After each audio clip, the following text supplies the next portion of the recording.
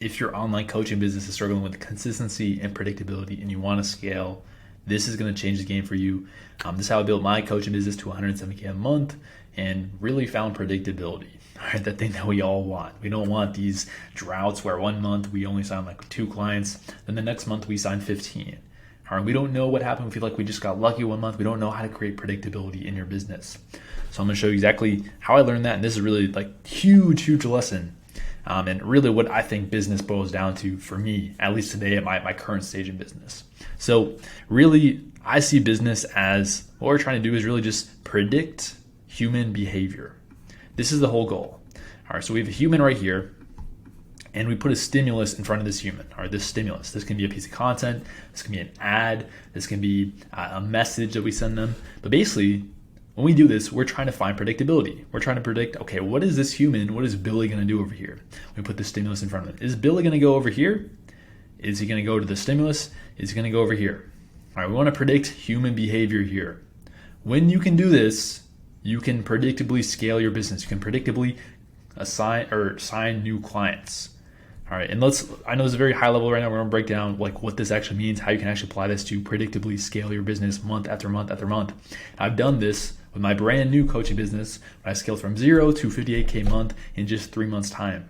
All right, been hitting record months every single month. I'm going to show you how I'm doing it using basically this premise right here. All right, so example here of how you create predictability in client acquisition.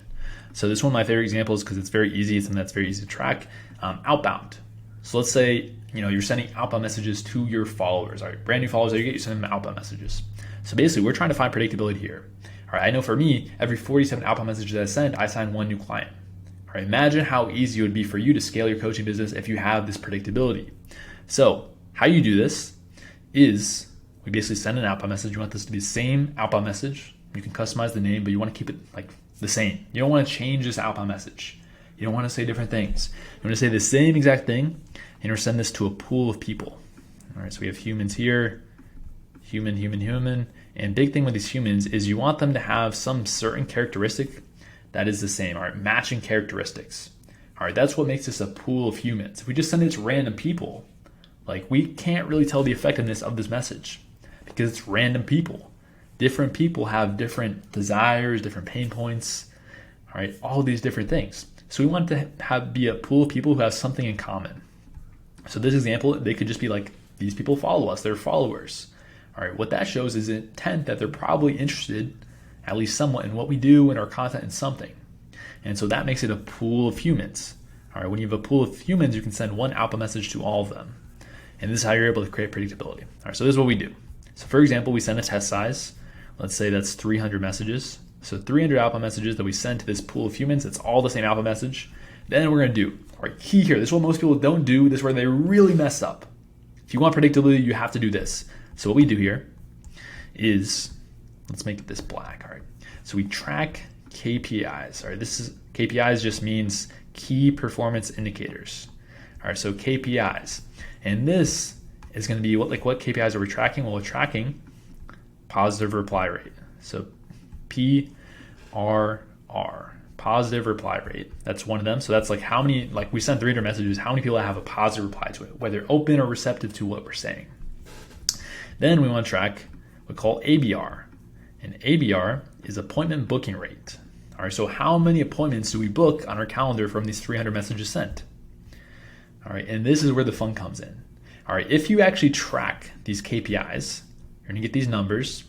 And with these numbers, what you can do is create predictability.